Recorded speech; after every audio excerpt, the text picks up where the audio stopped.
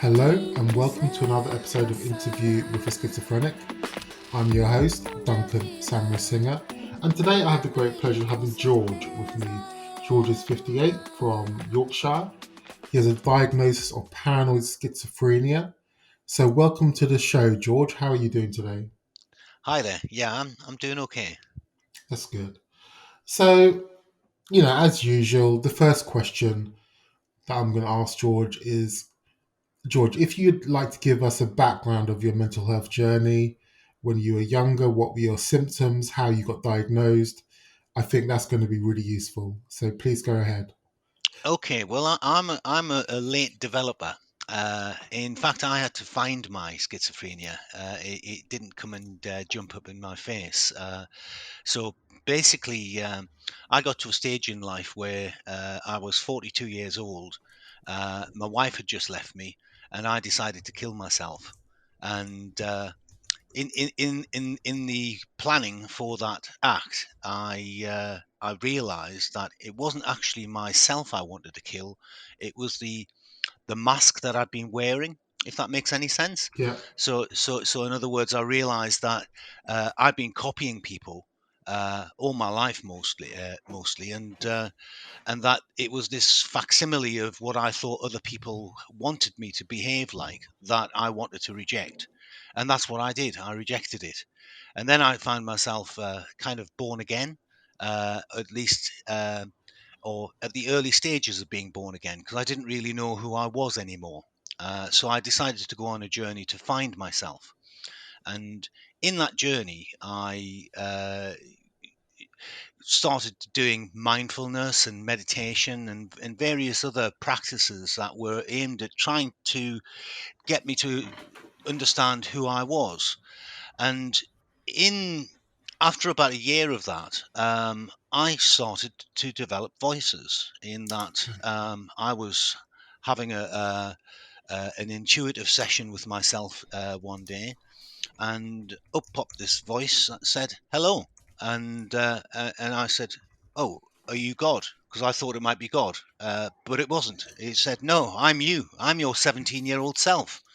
And that was the introduction to me and my voices. Now this 17-year-old self uh, told me that I had many other selves, and that basically I'd been rejecting bits of myself for a long time, and all of those bits of self that I'd rejected were different characters within me. Mhm. So pretty much one for every year of my existence. I had 42 voices, and this aspect of self, who called herself Tank Girl. Yes, she was a female. I'm a man, but yeah, she Tank Girl said that. Yeah, what we're going to do is we're going to go through a soul retrieval, and you're going to recollect all those different aspects of self, and you're going to reintegrate them into yourself. So I thought, well, that sounds good to me, because I felt empty and worthless. And I realized that one of the reasons why I felt empty and worthless was because I'd lost so much of myself as I journeyed through life. So we went on this fascinating journey together, where Tank Girl introduced me to other aspects of self, who were gatekeepers for other aspects of self. And one by one, they introduced themselves. And all of the negative ones, the ones that wanted to kill me, sources of my negative thoughts, inner thoughts, uh, they presented various kind of suicidal dramas to me, which I had to work through with them. Anyway, this process carried on, and it was all very positive. I mean, the negative thought forms that I had, they were pretty dangerous. Bringing them to life meant that I went through various kind of mental health symptoms, such as I thought I was developing DID because Hmm. they kept taking me over and making me progress through some kind of suicidal ideation. Um, but we got through that. Um, and at the end of that soul retrieval journey, which lasted around about 3 weeks, um, all of my inner self thought forms uh, chose to reintegrate with self, to come on board, to be part and parcel of my self concept, and I felt great. Um, except right at the end, we did this ritual. Which was kind of like a mock death. Each of the thought forms went through this mock death, and the idea was that they would stop being thought forms, separate thought forms, and they would be part of self. But the last one to go through the ritual, before they completed it, they said, "Oh, and by the way, uh, all of our negative aspects. Well, we made pacts with demons, and uh, yeah, although you've dealt with us and sorted us out, you've still got those demons to deal with." And that was the beginning of my paranoid schizophrenia. Um, because those demons wanted to kill me, Mm. and I didn't see them as part of myself. I saw them as some kind of weird external aspect. And so for the next 10 years, I was fighting against these demons, basically trying to get rid of them, as you would, um, trying somehow to get them out, to kick them out and protect myself. So I went through all manner of, um, I got into spirituality and various tools and techniques for trying to get rid of demons. I tried and nothing worked. Absolutely nothing worked. And it got to the point where I was having these regular psychosis events where the demons would try to isolate me. They would try to get me out in the countryside, get me lost, and then they would try and kill me. They would convince me that I was being hounded by hordes of physical entities that were demonically controlled. So just about everybody who I met, I believed were being demonically controlled and were potentially about to kill me. So quite a scary time. Um, and yeah. That kind of pushed me to do more and more spiritual work, more and more self introspection, trying to understand or trying to work out how I could alleviate myself of these demonic specters that were, I could see Yeah. them, I could hear them, and they could control me. A lot of the dramas that they presented to me were about them trying to take control of me, which they always failed at, actually. But yeah, I had many times when I'd be out in the countryside, and yes, they'd be making me walk funny, and they'd be making me act strangely, and and at the end of those, I'd usually end up self-admitting into hospital, and and trying to go down the medication route. And that's what happened about 8 years ago. I went into the medication route, and yeah, the medication, it kind of worked. As I saw it, it kind of diminished the power of the demons, and got me to a point where I could somehow erect a wall between the demon connection and self. And so I was I no longer had those demonic characters coming at me, but I kind of had some negative side effects from the medication, in terms of, I lost all condition. I couldn't walk very far. um, and also I was incredibly depressed. I got so depressed, and what replaced the demonic um, uh, voices was just depressive, suicidal thoughts, which Mm. seemed to happen every night. I'd go to bed, and for half an hour before I fell asleep, I'd be having these thoughts of, oh, I should kill myself, oh, I want to die, and I'm worthless, and I should die, and all that kind of thing. But anyway, so that takes us to so that continued for 7 years up Mm. until last June, and then last June I started noticing that I was getting psychotic feelings. Uh, they weren't negative; were entirely positive, but I noticed they were happening. So I started feeling masses amount of love for everything, and also um, my motivation dramatically increased. Took me back to where I used to be, and I came to the conclusion that the meds were wearing off, and that the chances are the demons were around the corner. And so I had a decision to make, and that decision was: do I up the meds, have another 7 years of depression, or do I face them again and see if I can work it out with them? And Mm. in that time, kind of my mindset had changed a bit, in terms of I was coming round to the idea that these were just aspects of self, no different to the other aspects of self that I'd already successfully worked with and reintegrated. And I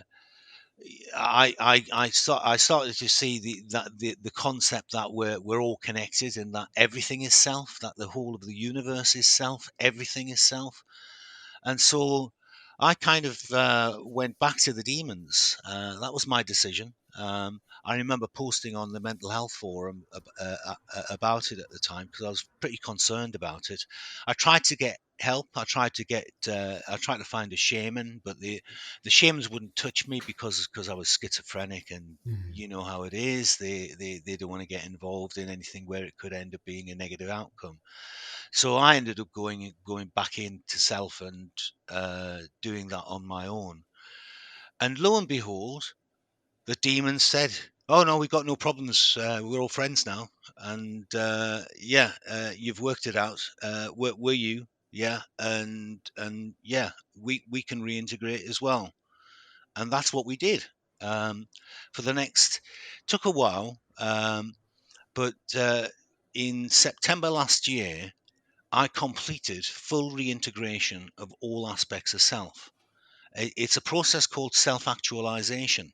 Mhm. So, so basically, when you get yourself to a position where you've accepted all aspects of self, even the really nasty negative ones, and you accept that these are all just parts of your own character, uh, that's when you get to a point of what's called full self-actualization, where all aspects of self are in alignment and in agreement, and rather than having negative thoughts, negative feelings, you just have positive thoughts, because every aspect of self wants the best for you, even the demons.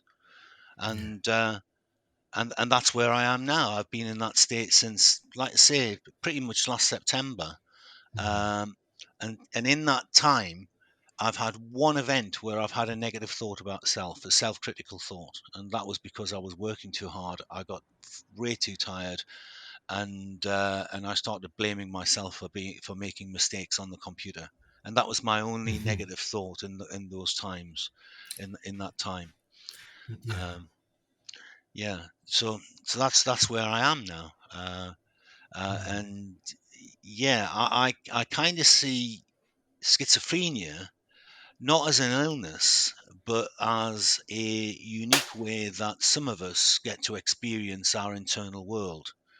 Mm. A large number of us don't recognize that these are internal aspects, but that's just really about where we are with regards to beliefs.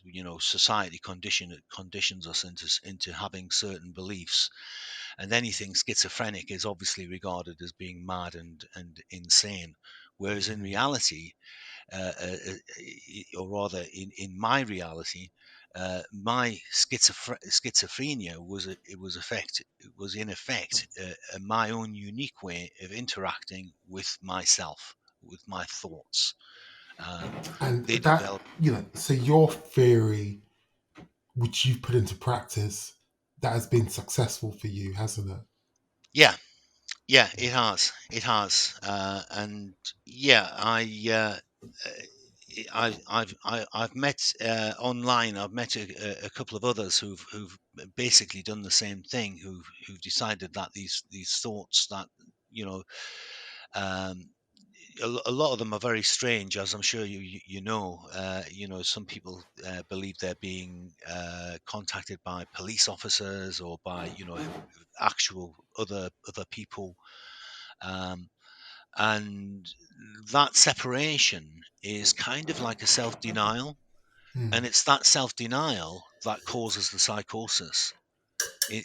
That's what I've discovered, in terms of the minute I move to a self-acceptance mode, then the psychosis events stopped happening. But Even though I've got the energy, I've got the um, so I've still got that level of energy that happens with psychosis. I'm sure you're aware. You with psychosis, you do get this energy increase that happens, and mm, then you start realizing you're gonna go into psychosis. And yeah, well, with me now, I have the energy, but I have no psychosis. I've gone looking for psychosis because I'm a big believer in testing myself. yeah, Um, and so I've gone so from last last October through till around about February.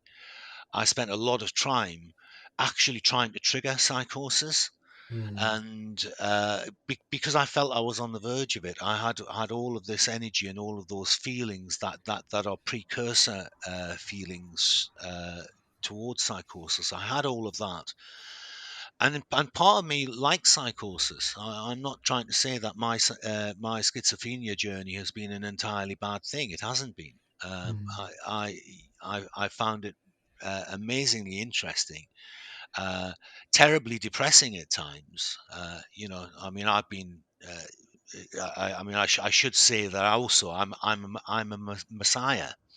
Uh, my particular set of dramas involved me being Jesus, Mm. um, and yeah, you'll be happy to know that I'm beyond that now. I realize I am my own unique self, and Mm. Jesus was just part of my uh, journey into self, as I understand it. You know, I Yeah, sure. wonder, with schizophrenia, a lot of folk, myself included, have that belief that Jesus is part of us. Maybe, when you're going through psychosis, the spirit of Jesus is there to help you. Do you know what I mean? That sort of thing. Well, with me, I ended up under having this quite detailed structure of self, and so there's the self that is of your current life, and that was my thought forms, my inner aspects of self, the 42 aspects of self that I had created as part of my journey through this life. So that's one part. Then you get past lives, so you have all these other selves that are people who you used to be, past lives, Mm. and and technically Jesus is one of my past lives. Mm. But also, you also have higher aspects. So the idea there that in terms of the creation of self, there is first of all the God thought. The Godhead speaks the God thought of self, and that God thought of self enters into existence purely as a thought form. and as a highly complex thought form which disentangles itself and splits into several archetypal aspects. Yeah. And one of those archetypal aspects of self for me was Jesus. And it could be for you as well, I believe. Not I the mean, only. Jesus is, in terms of personality, he's ultimate understanding, isn't he? Um, Uh, understanding with love, I suppose. yeah, I mean Jesus is the love Messiah, basically, Mm. isn't he? He's just totally love mad. Uh, I mean, but just to give you an idea, I mentioned these archetypes. Um, so I had five archetypes. So Jesus is one, and that is and Jesus is effectively the archetype that is me. So the Jesus archetype went on to create an oversoul, and the oversoul created all of the incarnations, and I'm one of those incarnations. But that isn't to say that I think I'm Jesus. I just think I'm one of Jesus' children, if you know what I mean. Yeah. I'm unique. I'm not him. And there's no part of me that thinks Jesus thoughts, if you know what I mean. I do have conversations with Jesus in my head, um, Mm. but I'm not trying to be like him, and I'm not trying to, and that's not the way. It's not what it's about. Um, Mm. but I also have other archetypes, and they're all from the Christian uh, what do you call it, pantheon as Mm. well. In terms of, I've got Lucifer, and Lucifer Mm. was the guy who was giving me all the demons. Mm. And it wasn't until I got to the point of recognizing that Lucifer is one of my archetypes, and as such needed to be integrated into self in order for me to be all of self, to Mm. to rise above those, if you were with me. um yeah, so I integrated Lucifer. Interestingly, in my pantheon, I've got a couple of Christian gods, because I've got Jehovah and I've got a separate one called Yahweh. And Yahweh was my godhead, and he's also the god that judged me. um but yeah, the one God of all is Jehovah, which is quite interesting in terms of the Christian belief system and my own belief system do stray quite far away from each other. So I'm not a Bible reader. Um, I just have my own I mean, understanding of self, and that's good enough for me. in terms of if we in terms of society, how do you reflect on society compared to your Christian beliefs? Um, is there a place for your personality in the society? How do you feel about that? Well, I kind of think of, I think we're all different. I think we all have a different path. We're all unique. Um, in fact, it's our uniqueness which is our importance. It's what makes us all special. Each and every one of us is highly special, and it's based on that uniqueness. So my beliefs are personal beliefs. They're not beliefs that I would want to try to make anybody else believe. What I'd encourage other people to believe is to believe in themselves and to believe in Yeah. their own personal journey. Um, so I'm kind of at odds with society on that one, because society seems to want to make us all believe the same thing. Um, but I believe that comes from a place of insecurity. Mm. If I'm insecure in my beliefs, then I'll want to surround myself with people who believe the same thing. Do you get what I'm saying there? Yeah. Um, Whereas if I'm entirely secure in my beliefs, I won't even need to tell anybody about them, Mm. because they're part and parcel of who I am, and that's all that's important. It doesn't matter what anybody else believes, and Mm. I'd not particularly want to say to go around preaching my beliefs, because that indicates that I want to make people believe what I believe, and I don't want that. I want them to believe what they believe. What I want them to find their true self, and I Yeah. want them to find their own life journey. So George, your journey started with a severe triggering event at 42. I think when I look back at my journey, I had a trigger event or events. But what do you feel about the predisposition for schizophrenia? Do you think that you were holding yourself in check for your prior life middle age? What do you think about that? Well, I've got some background stuff um, in terms of I now remember waking up to my voices when I was about 12. Hmm. Um, and what happened was I discovered meditation when I was about 12, and I was listening to this particular track, lying on the floor and and meditating, Yeah. and up popped the voices. And the voices at that age had this. We had a bit of a conference, and Mm. it was a life planning conference. And basically,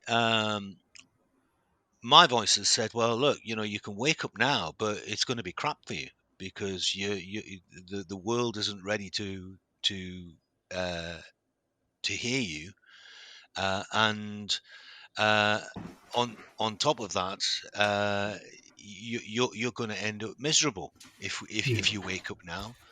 So the decision was that I wouldn't wake up. In fact, what I'd do is I'd put myself into an even deeper sleep and become a sleeping person, Yeah. which is what I became. So so wiped my memory of that particular event. So I didn't remember that until I was about 49, was when I remembered that event.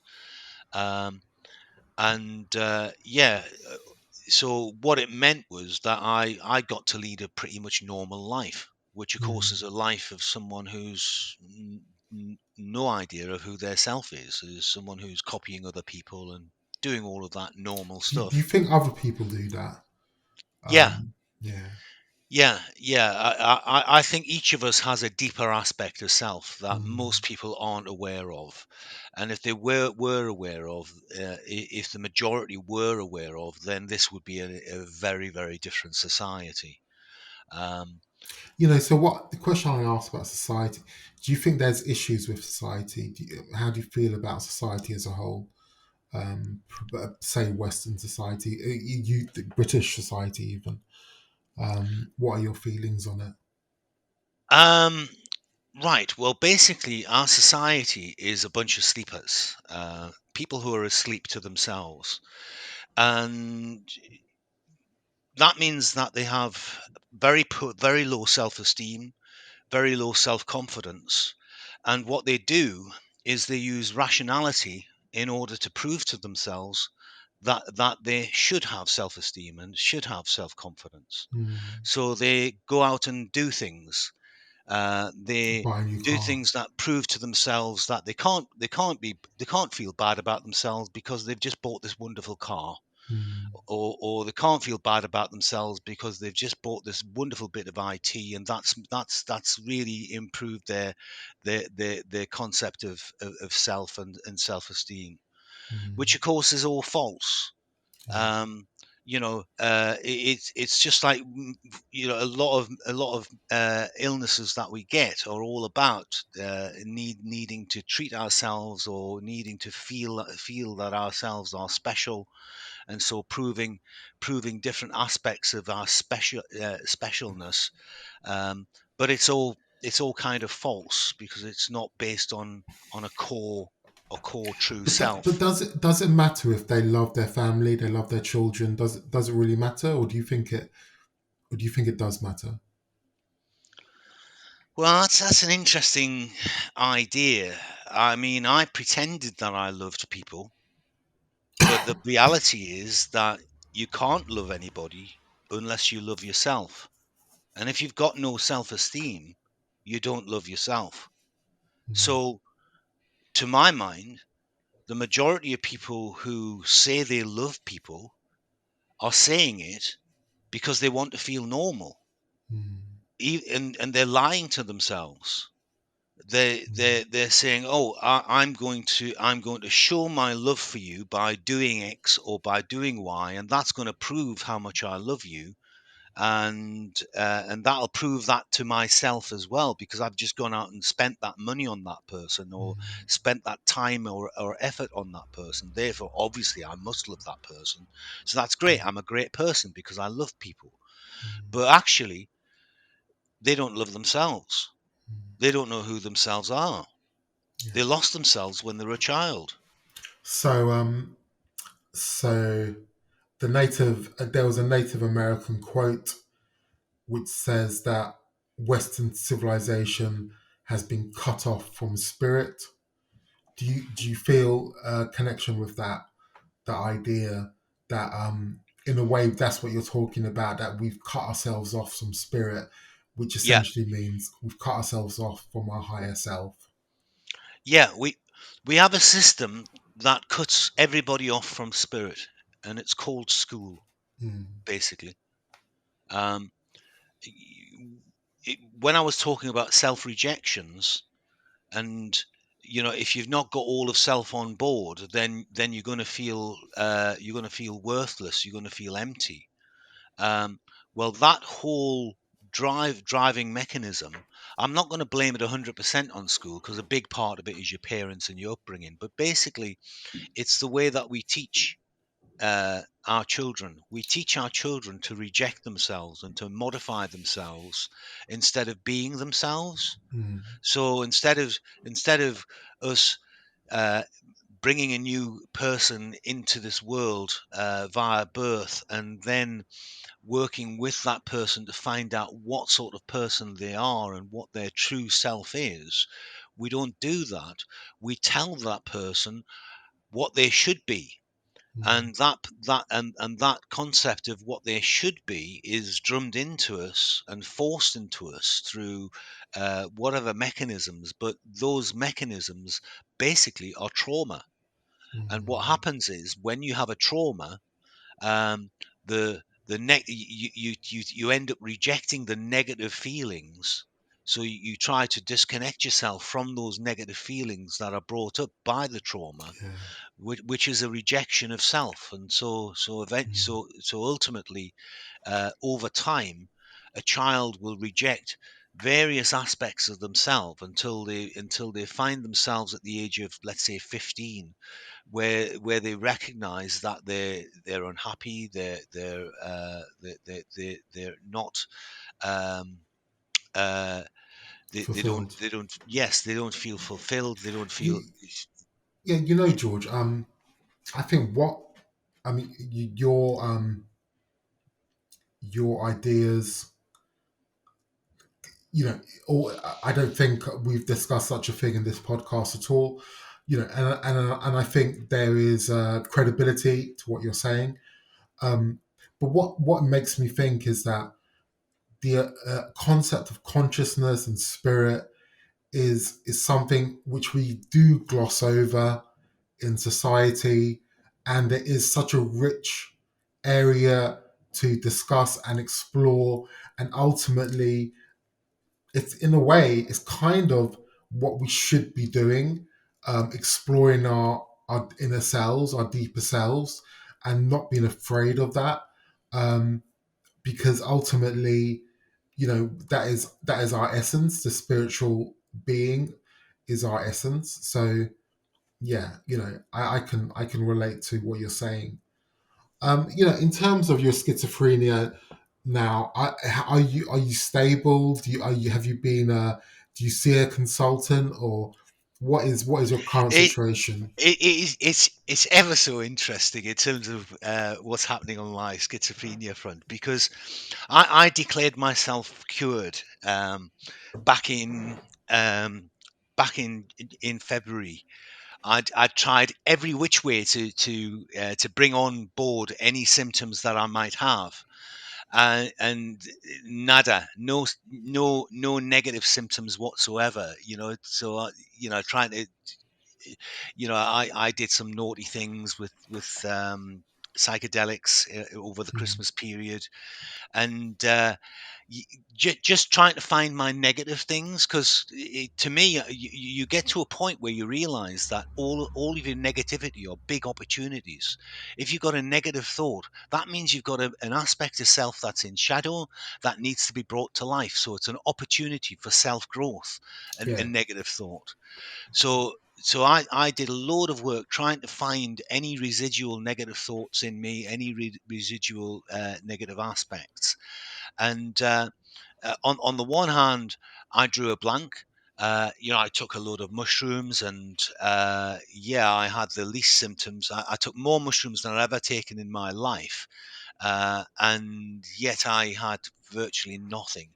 The only bit of learning that I got from that was that I was no longer to think of anything I did as a mistake, and is that Mm. everything I do is correct and positive and good. Mm. And yeah, so come February, back in February, I had this event where I went within, and I ended up. I was busy stepping up the levels. There's lots of levels in terms of. I'd crossed over into Source back in September. Um, it's part of the self-actualization journey. Once you have all aspects of self on board, you are no longer living in lies, and when you Mm. no longer live in lies, then you can be accepted into Source. And I got accepted into Source. I was judged and found good, and accepted into Source, crossed the Rainbow Bridge, met all of the light beings, had quite a bit of a time with the light beings, but then started moving up the levels, and so the light beings coalesce into the White Queen and the Black King, or the White King and the White Queen. Depends on there's Mhm. there's different aspects, but basically it moves into that dual aspect. And eventually I got to a point where I was at a level called void, which Mhm. is the precursor God stage, if you like, or the precursor for creation, which is this void stage of God, which is kind of like a precursor. And as a part of getting there, I had to do this thing, which was a dance with the devil. And Yeah. the dance with the devil was, the devil wanted me to tell him my deepest, darkest secret, and the devil would tell me his deepest, darkest secret. And part of that was, the devil said, well, actually, you don't know your deepest, darkest secret because you can't remember it. Let me give it back to you. So he gave me back the memory. And the memory was when I was abused when I was 6 months old. And Mm. this made absolute sense, because I've got loads of memories of me after 6 months being a very sad child.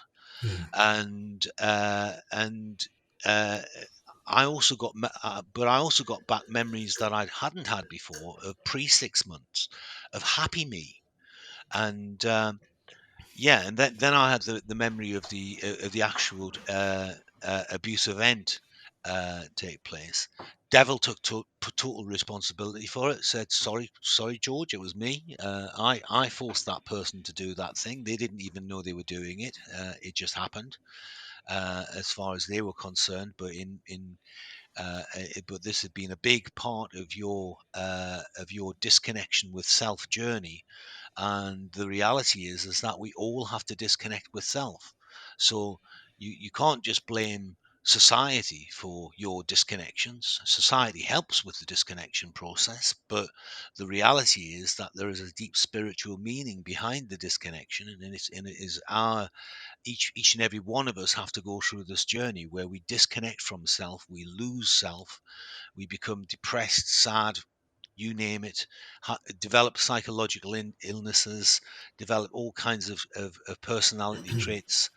But eventually, the idea is that we reconnect with self, that we end up closing the loop and going back to the beginning, if you like. Yeah. And that's what I did in that particular event. Um, so anyway, so I realized that I'd now gone through my entire life's worth of trauma. Mm. I'd processed the whole lot, from the very first trauma through to the very last trauma. The path of self was now clear to me, and I understood myself entirely. And yeah, given that I just was no longer getting any negative thoughts and feelings, any negative attacks, or and certainly no psychosis, no significant visions or hallucinations or anything like that. But you have what some folk would consider unusual beliefs. I do. I do, but they're all my beliefs. So I'm not trying. I'm Mm. not asking you to believe me. Uh, that doesn't matter to me. Um, I have my own concepts, because that's what I discovered within, and I believe my withinness. I believe it. Mm. Um, Yeah, Yeah. so just coming back to that. So yeah, so in January, I decided that I must be cured. So in February, I had a word with my doctor, and I said, well, I don't think I need these meds anymore. In fact, I don't think these meds are doing anything to me whatsoever. Mm. So on the one hand, I don't care if I continue having them, because they're not having any impact on me whatsoever, and all of the negative side effects have gone. All of the side effects have gone. Um, I feel normal. I feel better than normal now. I feel more normal than I've ever been in my life. Yeah. And so I got in touch with my psychiatrist, and we had a meeting, and we agreed to do tapering. Uh, and they've got it wrong. They explained to me that tapering was going to take a year, and Mm. they were going to do hyperbolic tapering, and yes, they give me all this complexity about how that was going to happen, how it was going to be 25% initially, then after 3 months another 25%, then after 3 months another 25%, then after 3 months, then we'd go hyperbolic tapering, and go Mm. to micro tapering for the last 25%. Well, they've got the dosages wrong, and so the tapering started 3 weeks ago, and we went down 25%, but my latest prescription takes me down by 75%, Mm. and I'm happy with that. Yeah. So i'm now Yeah. on i'm now on a 25% dosage, after 3 weeks of tapering, which is great. And Yeah. I'm not You feeling any just you different just gotta whatsoever. you just gotta watch out for the withdrawal symptoms.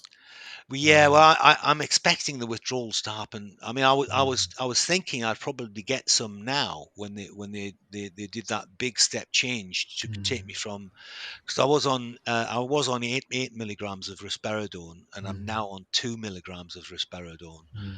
and I was expecting something, but I'm not seeing anything in terms of symptoms. There Yeah. is potential for sleep. I have had sleep problems, Mm. but I think that's more to do with my other medication that I've taken, that I've gone cold turkey on, which is weed. For Mhm. the last 20 years, I've had weed every single day of my life. Mm. And then in the conversation with the doctors, they said, "Well, you're coming off this medication. What about that other medication that you're having? What about weed? Uh, don't you think you should come off that?" And I agreed with them. I said, well, to be honest, it's just weed is just a habit now. I Mm. barely get stoned anymore. Um, so so I decided that in advance of coming off the meds, I'd go cold turkey on the weed, Yeah. and that had quite a big impact on my sleeping. No other psychological impacts that I can make out. In fact, I'm feeling more normal than I've ever, like I say, than I've ever felt in my life. Well, George, I think we better wrap it up here. But um, I'm thankful for your insight, in your clarity. I think it's quite an interesting perspective, um, and I think it's a valuable part of the ecosystem of what is going on behind the scenes of everyday folk and of schizophrenia. I think it's an interesting idea. So thank you for that, George. I want to ask you: is there a particular genre of music which you like, so I can add it on to this episode? Well, what I'm into at the moment is there's a bunch of YouTube videos called Deep House 2023. Yeah. And yeah, I've been listening to them non-stop for the last month. And I don't know if you can find one, but my favorite absolute track is in those compilations is a track called Supergirl. Okay. So So what if you I'll can find do? that, no problem. If you can't find it and you can pick any of those, I Yeah. like all of the tracks So on those what I'll do is, compilations. due to copyright issues, I can only play certain musics, but I will find something in that type, in that genre. So that's fine. So yeah, I just want to say thank you again, George. It's a pleasure talking to you. As always, it's a privilege, um, because I feel there's always, including yourself, there's always a genuine and honest feeling, which I thoroughly appreciate, and I hope my listeners appreciate that as well. So thank you very much, George. Yeah, thank you. Goodbye. Pedras Goodbye. velhas que são casas para quem quiser passar. Onde a vida, onde há brilho, com certeza é no mar. Pedras velhas que são casas para quem quiser passar. Onde a vida, onde há brilho, com certeza é no mar.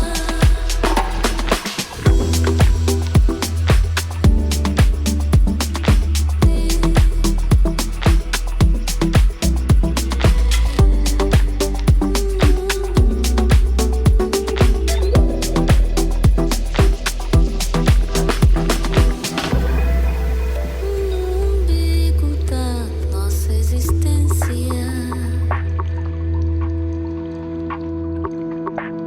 é muito tempo de resiliência. Pedras velhas que são casas para quem quiser passar.